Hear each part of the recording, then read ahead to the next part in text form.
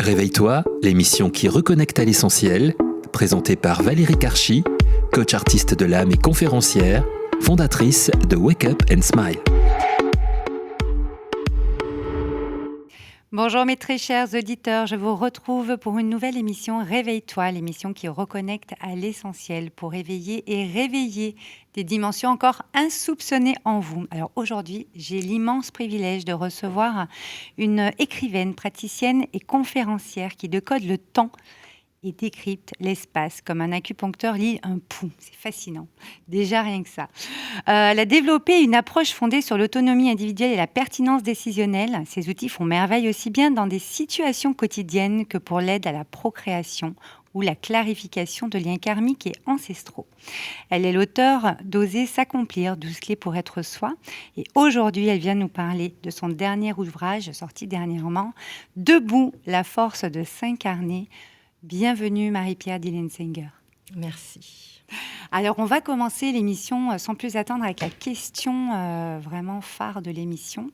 Quel a été votre plus grand réveil, Marie-Pierre ? Je voudrais dire qu'il y en a eu deux, mais des moments d'épreuve physique. La première où l'on m'a dit qu'il ne me restait plus que 3 mois à vivre. C'était il y a plus de 25 ans et c'est ce qui a déterminé mon changement de carrière à l'époque. Et la seconde, l'an dernier, quand à cette époque, je me relevais à peine d'un méchant virus et où j'ai failli me voir partir. Donc ces deux éléments, on va dire, m'ont remise debout. Alors que je l'étais déjà, mais on peut toujours se redresser davantage. On va en parler justement durant l'émission parce que c'est toute cette force, justement, cette puissance qu'on a en nous qui permet de vraiment avancer dans cette incarnation qui nous a été offerte. Donc c'est ça qui est intéressant. J'ai vraiment voulu vous recevoir parce que le livre est fascinant, vraiment très très très complet, très pragmatique et à la fois très profond. Donc tout ce qu'on aime ici sur l'émission Réveille-toi. On va déjà commencer par le début. Effectivement, quand on commence le livre, vous nous exposez dans le préambule qu'en janvier 2020, vous ne teniez pas debout en fait. Il vous est arrivé quelque chose où vous n'arriviez plus à tenir debout. Et j'ai aimé cette image parce que justement, dans notre société, parfois, on nous dit qu'on est fort, qu'on tiendra toujours, on peut tout braver, etc. Et puis, ce fameux jour, moi ça m'est arrivé aussi, ce fameux jour où on ne peut plus tenir debout, on ne peut plus se relever, on ne sait pas justement qu'est-ce qui va se passer.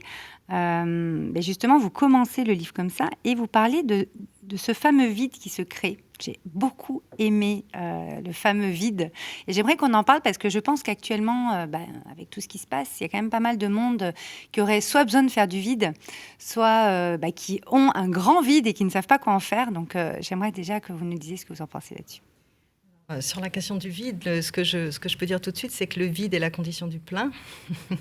que sans des moments d'arrêt, sans des moments de perte, parfois foudroyants, parfois hallucinants, nous ne remettons pas nos pendules à l'heure. Donc il y a deux choses. Soit le vide nous est imposé par un deuil, par une maladie, par une épreuve, par la perte d'un emploi. Soit le vide est quelque chose que je conseille de cultiver. Donc je parle de l'exemple de vider les étagères, de remettre, pour permettre à ce que la vie se réengouffre.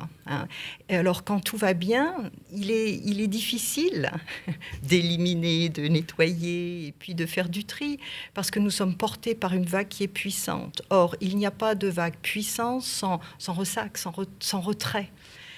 Et la période actuelle, en particulier l'an dernier, qui, en termes de lecture chinoise des choses, correspondait à une année qui massivement cherchait à bouger les choses, à faire craqueler le système, a créé du vide, du désarroi, et en tout cas, a permis aux personnes d'être suffisamment soit effrayées, soit secouées pour envisager la question de la suite et de la suite autrement. C'est ça. Et l'année dernière, c'était le rat. C'était en l'année du rat de métal. Le rat de métal. Donc, c'est. Wow. Enfin, c'est une. Dans le système. Dites-nous un petit peu, c'est intéressant, je trouve, de voir l'ambiance. L'ambiance. Par le.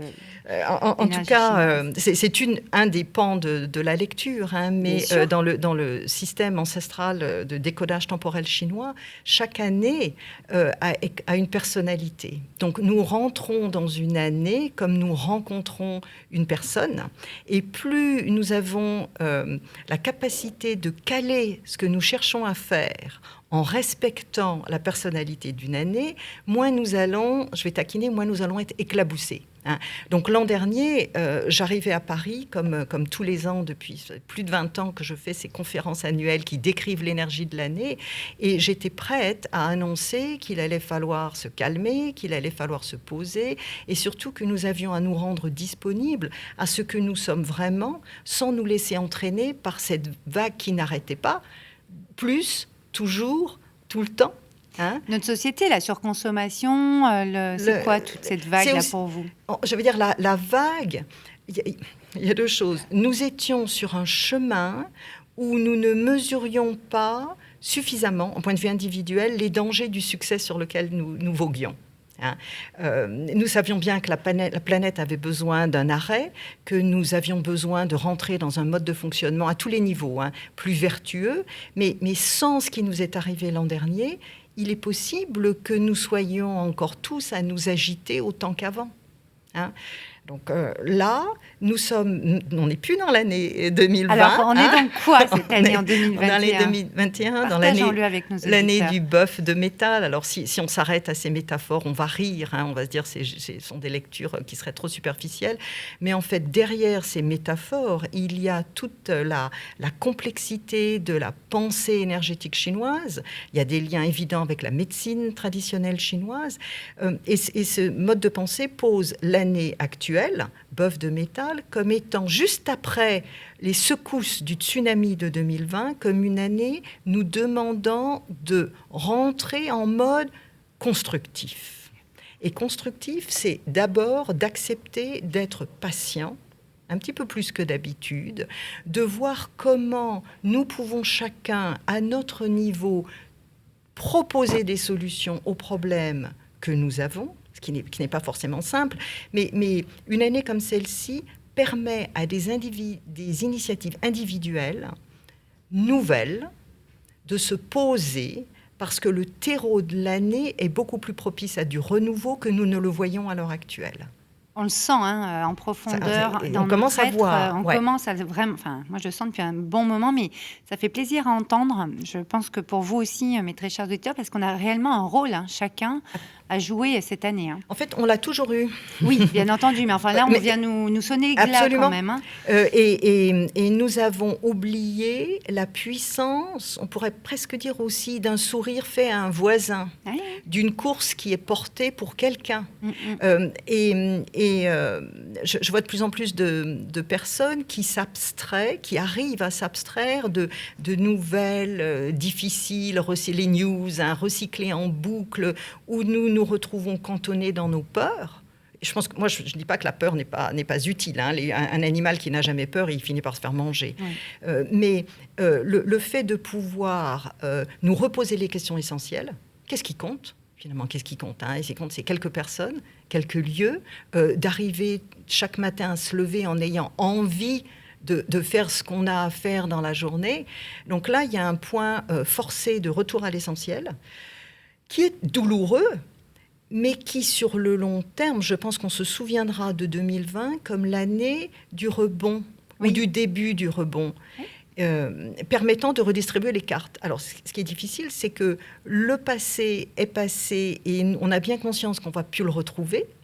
L'avenir est sous nos yeux, mais pas encore tangible. Donc, on est dans un entre-deux qui est déstabilisant. Mais la suite ne peut venir que de la fragilisation d'un système qui ne nous permettait plus, d'une certaine manière, de respirer. Non, on était dans l'illusion quand même. Hein, là, quand on réfléchit, quand même, on ne pouvait plus continuer comme ça. Mais on le savait. On le savait très bien. Mais on était quand même dans l'illusion. Mais seul un virus Alors c'est affreux de dire ça comme ça, mais seul un virus, de manière planétaire, pouvait nous amener à nous poser. On ne va même pas parler de revoir nos modes de faire, de déjà nous poser et de réévaluer l'essentiel. Et l'essentiel, hein, Radio Made in Tous, la santé fait partie de l'essentiel. Ah mais oui, moi j'ai toute une émission justement là-dessus et qui s'appelle Réveille-toi, justement pour secouer suffisamment, mais après aller voir en profondeur qu'est-ce qui se passe et qu'est-ce qu'on peut en faire. Et justement, moi, si je fais le lien avec votre livre, Marie-Pierre, à un moment donné, dans le préambule, je crois, c'est noté, ce livre est l'art de s'accorder à la vie, au monde et aux autres, retrouver l'expérience d'être humain, avec un grand H, moi j'ai envie de dire, parce que justement, à un moment donné, c'est quand même important d'avoir... Quand on retourne à l'essentiel, ça nous permet vraiment d'aller peut-être ralentir notre rythme pour voir des choses qu'on ne voyait pas quand on va trop vite, peut-être aussi, non ? Et pour entendre ce que nous sommes. Oui. Parce que ce terme, qui en fait, il est dans la préface, hein, ce terme de s'accorder à soi-même. Fabrice Midal. Voilà. Combien de temps avons-nous passé à nous accorder à des rythmes sociaux, culturels, éducatifs, qui sont parfois limitants. Je ne veux pas être critique, mais parfois limitants du potentiel individuel de chacun. En anglais, on dirait to bloom, hein, de fleurir, d'être en accord avec les forces que nous portons. Dans un livre précédent, je consacrais un chapitre à la différence entre l'inné et l'acquis, parce que notre culture occidentale a beaucoup investi le développement de l'acquis, l'acquisition des connaissances, qui donne lieu à certains diplômes, qui ouvre certaines voies, et ainsi de suite, au détriment des qualités innées que nous portons. Hein. Et donc, à l'heure actuelle, il y a comment dire, les lignes bougent. Et je pense que la période peut aussi être propice à ce que nous nous reconnections aux qualités que nous avons, aux désirs que nous avons. Parce que finalement, alors moi, je vis aux États-Unis, qui a pas mal de défauts aussi, mais qui est plus...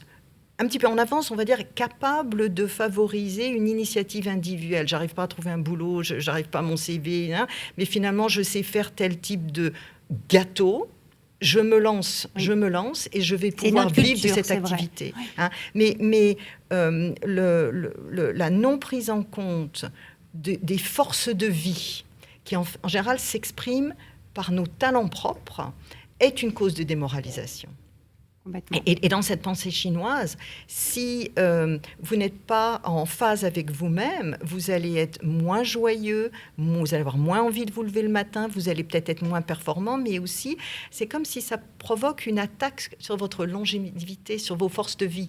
Donc, c'est d'énergie vitale qu'il s'agit. Mais complètement. Et puis, tout à l'heure, vous parliez d'envie, vous l'avez bien... c'est justement quand on a envie de faire des choses, qu'on a cet élan créateur même, hein, c'est vraiment inné chez l'être humain, on a vraiment... on est en vie, quoi. Là, on se sent vraiment en vie. Et je pense que la santé, la vitalité arrive aussi... on est d'accord. Totalement. Alors justement, on va parler des... alors déjà, moi, j'aimerais que vous expliquiez à nos très chers auditeurs qu'est-ce que s'incarner pour vous. Parce que moi, quand j'ai reçu le livre...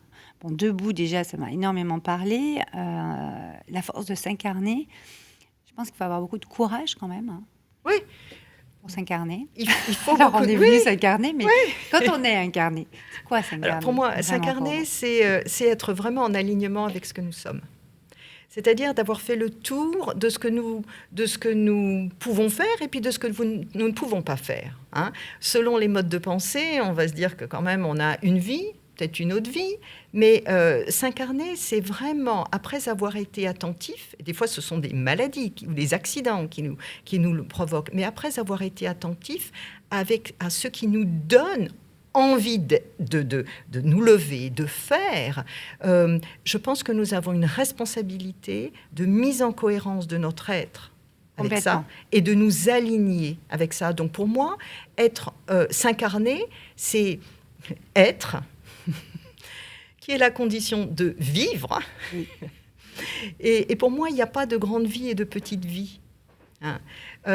Si on regarde ça à l'échelle de l'histoire, je vois des personnes, souvent en consultation, qui vont se reprocher de n'avoir pas fait ceci, de n'avoir pas fait cela, et qui minimisent ce qu'elles ont fait. Dans un certain nombre de cas, le simple fait de vivre sa vie, alors que l'on est un maillon de transmission, quelqu'un qui va apprendre à un enfant à repérer des traces d'animaux dans la neige, c'est déjà accompli. Parce que cette personne a assumé ce qu'elle savait, a réussi à le transmettre et à le passer et à toucher la génération d'après. Exactement.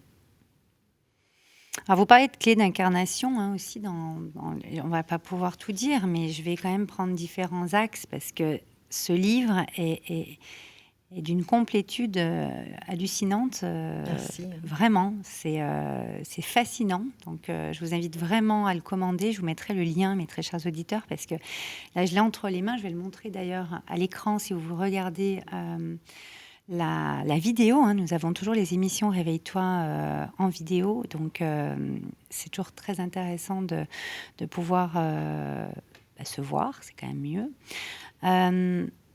Vous parlez des 9 défis d'incarnation. Vous parlez des 5 épreuves, des 8 parades. Moi, j'ai beaucoup aimé parce que c'est très, très pragmatique et en même temps, on va donc très en profondeur, comme je le disais en introduction de cette émission. Le premier défi d'incarnation, donc je vais quand même vous les donner, les 9, ça peut être bien. Et on va parler surtout de préserver l'âme. Préserver l'âme, parce que c'est vrai que moi, je suis artiste de l'âme. En tant que coach et mentor, je parle d'âme à âme aux personnes que j'accompagne. Et ça m'a beaucoup parlé. Et j'estime que pour être pleinement incarné, pour vraiment rendre la monnaie de la pièce à cette incarnation qu'on nous a offerte, c'est très, très important d'aller voir un petit peu en soi où sont nos compétences, nos talents, nos forces vives, comme vous les appelez. On va en parler. Alors, les 9 défis d'incarnation, il y a d'abord préserver l'âme, préserver le cœur, préserver les mots, préserver les ténèbres, préserver le silence, préserver la mémoire, préserver l'intuition, préserver l'instinct et préserver le sens. Alors, les 9 sont juste exceptionnels. Donc, je vous inviterai à les découvrir. On ne va pas pouvoir faire une émission de 5 heures. Mais préserver l'âme, en fait, ce que j'ai beaucoup aimé, c'est que vous dites, par exemple, l'enfant n'est pas un réceptacle à remplir, un vase vide, mais un réservoir d'énergie à déployer, un coffret précieux. Et ça résume beaucoup de choses. Ça résume tout. On va parler de vide tout à l'heure et de voilà. Qu'est-ce que vous allez nous dire sur cette phrase? Parce que bon, il y a beaucoup de choses qui ont été dites dans le livre, donc je vous inviterai à le découvrir encore une fois, mais c'est fort. Plusieurs choses. Ce qui vient, ou ce qui doit être dit dans ce moment-là. C'est d'abord, il y a l'angle je ne dirais pas du thérapeute, mais de la personne que je suis qui accompagne. Hein. Et donc, je vois beaucoup d'adultes qui sont porteurs aujourd'hui d'une part d'eux-mêmes, d'une part de leur âme, qui a dû se replier quand il ou elle était petit, parce que ceci, parce que cela, et des fois, il suffit d'une remarque. Hein, et que cette adaptation qui a été faite au profit d'un projet qui parfois n'est pas le leur, ou souvent n'est pas le leur, est en fait une blessure que la personne va porter toute sa vie. Deuxième élément qui est plus dans la partie chinoise, c'est que les lectures de carte énergétique, comme je l'appelle, à partir de la date de la naissance de la personne, dans la Chine ancienne, étaient faites plutôt pour une élite, mais plutôt pour des enfants petits. Non pas parce que parce qu'on allait chercher à décoder la vie qui serait déjà écrite. Moi, j'affirme très fermement, très systématiquement, la vie n'est pas écrite. S'il y a un déterminisme, c'est sur le type d'outils, les talents que nous avons, charge à nous de les déployer. Hein. Mais donc ces lectures faites tôt dans la vie permettaient d'identifier quelques outils particuliers que la personne a dans sa boîte à outils en naissant, et puis ensuite de faire en sorte de le favoriser. Je prends un exemple. Quelqu'un qui a ce qu'on appelle l'énergie de l'accomplissement, c'est l'énergie de l'autodidacte. Bon. Simplement, cette énergie-là donne à la personne une capacité incompressible et une compétence d'acquérir des informations dès lors que cette personne est vraiment motivée par son sujet. Donc c'est génial, parce que c'est incompressible, sauf que dans un système scolaire, par exemple, qui aurait à faire avaler l'intégralité d'un programme qui est le même pour tout le monde, ce type d'enfant se trouve soit en opposition, soit en décalage, soit d'une certaine manière éjecté par le système. Très intéressant.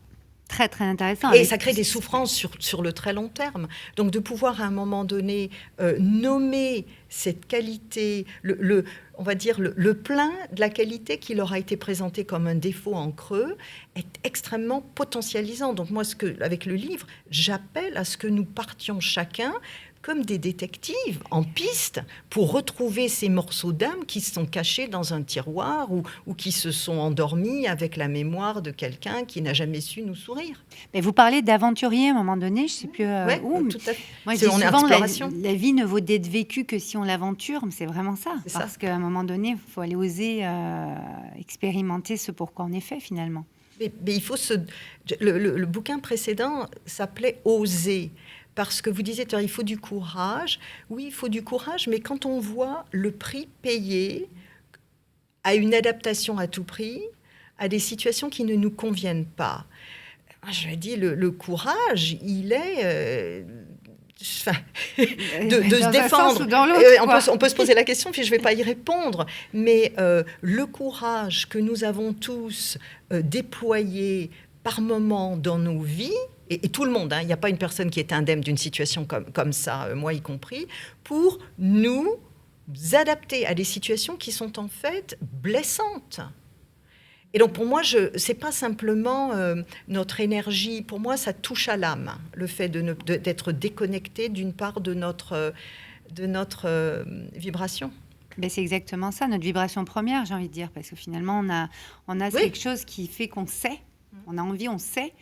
Et quand on a moins envie, qu'on commence à s'éteindre, que ce vide se crée, par exemple, ou que ça déborde, c'est l'inverse. Effectivement, dans nos sociétés, c'est vraiment ce qui se passe. Et c'est très intéressant ce qu'on a dit également pour les enfants, parce que les adultes d'aujourd'hui ont été des enfants, alors voilà, avec leurs blessures, etc. Et justement, comme j'ai dit tout à l'heure, les défis d'incarnation, je ne vais pas pouvoir aborder tout dans l'émission, donc je vous laisserai découvrir les 8 autres. Mais il y a les 5 épreuves. Et en fait, ces 5 épreuves, ce que j'ai beaucoup aimé, c'est qu'à un moment donné, vous parlez de Lise Bourbeau, vous parlez des 5 blessures de l'être qui empêche d'être soi-même, qu'on connaît bien. Et vous, en fait, vous les avez développées différemment. Vous pouvez nous en parler ? C'est-à-dire que moi, je suis quand même... j'ai quand même un passif, mais c'est surtout un intérêt pour la pensée chinoise. Et donc, les énergéticiens, les acupuncteurs reconnaîtront derrière les 5 épreuves, les 5 éléments. Mais depuis 20 ans, ce que je cherche à faire, c'est de faire des ponts entre différentes cultures, sans en poser une comme étant meilleure que l'autre. C'est de faire en sorte que nous puissions nous approprier des concepts que je pourrais présenter de manière alambiquée et compliquée, mais de manière simple, efficace et utile. Donc, ce que j'ai fait, c'est-à-dire que et puis tous les exemples dans mes ouvrages sont tirés de mon expérience. Ah, mais on le sent, vous le savez, j'ai changé les noms, j'ai un peu... Ouais. Enfin bon, là, pour ne pas... pour rester concret, confidentiel. Ouais. Mais toujours est-il que, pour moi, cela faisait des années que je voyais quand même se dessiner des agrégats de problématiques. Et avec la lecture des 5 éléments, j'ai osé, en fait, proposer une nomenclature, le terme pourrait faire peur, mais une manière de lire l'ensemble de ce qui nous arrive dans une vie en les regroupant en 5 rubriques. facile à entendre, puisqu'il y a celle où on est perdu dans une forêt, il y a celle où on se trouve enseveli, enfin bon, celle où on C'est énorme croit se comme vous noyer, l'avez présenté. avec des images. Oui. Ouais. Je vais vous lire un petit morceau de la page 149, si vous me permettez, Marie-Pierre. Donc, il y a justement, vous dites que Lise Bourbeau parle des 5 blessures dans son livre du même nom, donc le rejet, l'abandon, l'humiliation, la trahison et l'injustice. Vous distinguez, quant à vous, 5 épreuves fondamentales associées chacune à l'un des 5 éléments chinois, donc le feu, la terre, le métal, l'eau et le bois. Alors, vous dites l'épreuve du feu, donc élément feu, dessille les yeux et ouvre le champ de conscience. Faites voir. L'épreuve de la tombe élémentaire stimule les choix salutaires et alimente l'action. Je pense qu'on peut parler un peu du vide de tout à l'heure. Je sais pas s'il y avait l'épreuve de l'épée, élément du métal, confronte à l'essentiel et reconnecte au corps. Ça, on en a parlé par rapport à l'année tout à l'heure. Hein. On est en métal pendant 7 ans, je crois, c'est ça, ou plus Je me souviens plus. J'ai une amie qui est médecin chinois, elle m'en parle souvent. En tout cas, là, on y est bien pendant 2 ans, c'est ça qu'il faut dire. Voilà, c'est ça. OK. Ensuite, nous avons l'épreuve de la noyade, élément de l'eau, permet la cohérence avec soi et l'accès à la parole. Et l'épreuve de la forêt, élément bois, réveille nos fibres chamaniques et nourrit la vie. J'ai trouvé ça fascinant parce que il y a tout, quoi. Oui, et donc l'idée n'est pas de dire que les épreuves sont merveilleuses. Non, parce que vous l'expliquez bien dans l'ouvrage, okay. mais je vais vous laisser expliquer un petit peu à nos auditeurs. J'y vais ou non? Bien parce sûr. que je ne vais pas je vous vais couper. Je ne vais pas tout lire. Non, au contraire. Moi, je me dis, c'est qui est-ce qui a écrit ça? Je me taquine. C'est vous. Et donc, ce qui est, alors là, il y a encore une fois l'influence de la pensée chinoise, hein, c'est que pour laquelle les épreuves sont des épreuves, mais les épreuves sont aussi, moi je dirais avec le recul, avant tout des opportunités de repositionnement. Alors, on entend beaucoup aujourd'hui avec les coachs, toute oui, la flambée de coachs il y a toute une partie qui dit oui, mais nous n'avons pas besoin d'une épreuve quand même pour... Ah bon, ça fait longtemps que je ne suis pas venue en France, alors justement moi, ça me met hors de moi quand j'entends ça. Donc c'est possible de dire ça, on n'a pas besoin d'une épreuve pour avancer, en gros. Bon, Ok, mais quand même, une épreuve peut être plus ou moins grande, comme vous disiez tout à l'heure. Donc là, c'est des expériences de vie, on peut l'appeler différemment. Je souris. Si le monde était parfait, l'est-il? La réponse est non. Si le monde était parfait, bien évidemment, nous serions suffisamment sages pour être proactifs et ne pas faire tout ce que nous avons fait ces X dernières années, avec ce qui est arrivé à la planète, etc. Donc, le monde n'est pas parfait, nous ne sommes pas naturellement sages. Le courage, souvent, il ne se développe que parce que nous rencontrons une épreuve. Donc, le monde n'étant pas parfait, ce que je cherche à faire, c'est de nous positionner face au fait que nous allons tous quand même rencontrer un certain nombre d'épreuves. Donc, comment se positionner? Tant qu'on la voit comme une malédiction, une méchanceté, tant qu'elle nous permet de nous culpabiliser, qu'est-ce que j'aurais dû faire pour qu'il ne m'arrive pas ça? On perd de l'énergie, on perd du temps, on tourne en rond, qu'on fait en sorte de ne pas l'avoir, parce que quand on tient ce discours, c'est qu'on est dans l'illusion quand même. À un moment donné, on l'a... Oui, mais alors ce qui va se passer, c'est que l'épreuve va revenir sous une autre forme. On est bien d'accord. Moi, j'appelle ça le service de plat. On resserre le plat. On resserre le plat, et souvent, contrairement à dans un restaurant où on vous resserre du réchauffé, là, on vous ramène la même version, taille suivante. Hein. Je suis d'accord. Et donc l'épreuve, par exemple, ce livre n'aurait pas vu le jour si je n'avais pas succombé à ce virus l'an dernier. Ah non, si vous n'y étiez pas passé, vous n'auriez pas pu l'écrire, clairement. Et donc, de la profondeur. À partir du moment où nous avons quelques clés qui nous permettent de dire, mais tiens, ça me fait mal, mais quel est systématiquement le message derrière ? J'ose espérer que nous puissions, de manière préemptive, échapper aux épreuves, mais moi, je fonctionne dans la réalité telle qu'elle est. Et la réalité telle qu'elle est, les épreuves font partie de notre quotidien d'incarnation. Complètement. Et puis, il y en a des petites, des grandes, des moyennes. Enfin, Il y en a, le mot épreuve fait peur, donc on va l'appeler Je fais exprès expérience. quand même. Mais c'est bien. Moi, je pense qu'il c'est faut bien le qu'il faut faire bouger, il faut réveiller un petit peu. De la même manière que dans le bouquin, je fais un appel du pied à ce que nous apprenions presque à nous défendre. Alors, c'est les 8 parades, justement, j'allais y Bien venir, sûr. parce que c'est quand même des clés fondamentales que vous partagez. Merci. Vous dites qu'apprendre à se défendre fait partie des apprentissages essentiels. Et qu'après, il y a des postures yin, il y a des postures yang. J'ai beaucoup aimé ça aussi. Et après, vous déroulez les 8. Les 8 sont pareils. Il y a le recul, l'ancrage, la feinte, laisser glisser, la répétition, se redresser, l'avancer, l'acceptation. Moi, je me suis retrouvée dans toutes. Donc, merci. C'est beau de mettre des mots extrêmement concrets sur des choses qu'on peut ressentir à l'intérieur de nous. Et parfois, on ne sait pas exactement. Et nos très chers auditeurs, justement, nous écoutent parce qu'ils ont besoin de mettre des mots parfois dessus et de comprendre comment on peut se redresser, comment on peut aller alchimiser, transformer ça. Et ces 8 parades, c'est vraiment ça que vous faites. Et je cherche aussi...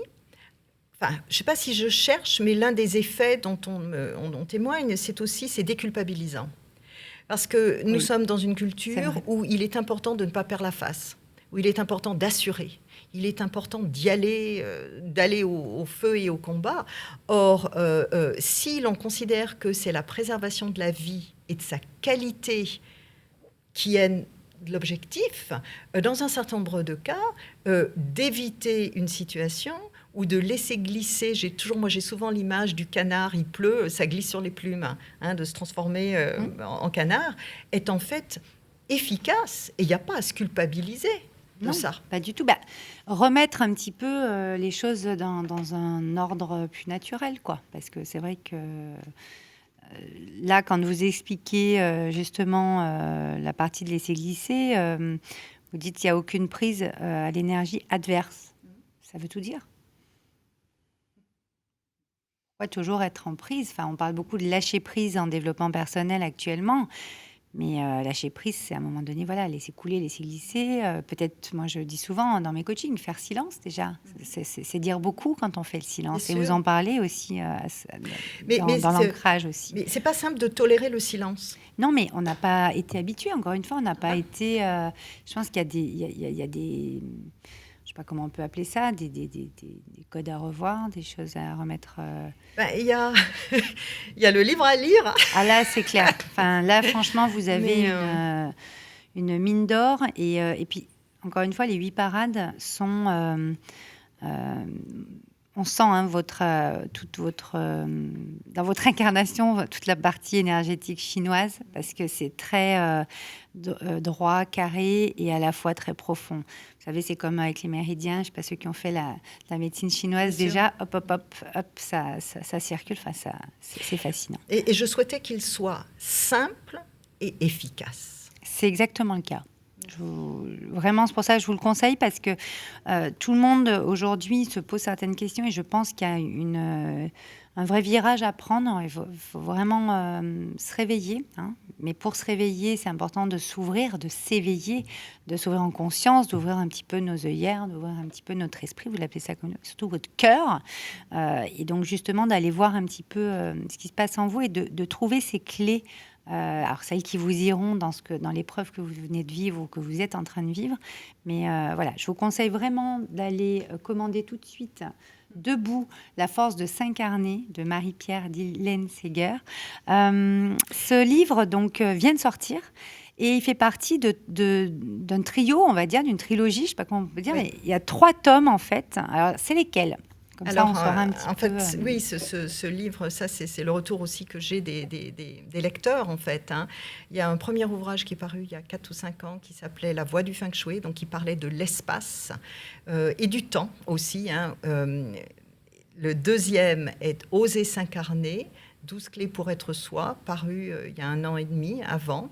Et celui-ci où j'ose aller encore plus loin. Oui. puisque le précédent, je voulais qu'il s'appelle « Oser s'incarner », il s'est appelé « Oser s'accomplir », et là, le terme d'incarnation est vraiment nommé, parce que c'est de ça qu'il s'agit. Et Valérie, sur ce que vous disiez juste avant, je voudrais rajouter qu'il y a urgence. Oui. Vous parlez de Merci réveiller. de le rajouter. Moi, je parle de debout, mais il y a absolument urgence. Et alors, comment faire? Parce que je peux peut-être poser la question, on va bientôt terminer l'émission. Comment se réveiller? Comment savoir s'incarner? Comment se redresser, se mettre debout là? On ne peut se redresser qu'après s'être donné du temps pour voir où nous en sommes. Donc, l'une des premières choses à faire, c'est de faire une pause. On va dire, on ne peut pas faire de pause, mais si, 3 minutes, et d'accepter, non pas les calamités qui nous tombent dessus, mais l'état dans lequel nous sommes. Un mal de dos veut dire quelque chose. Une tristesse veut dire quelque chose.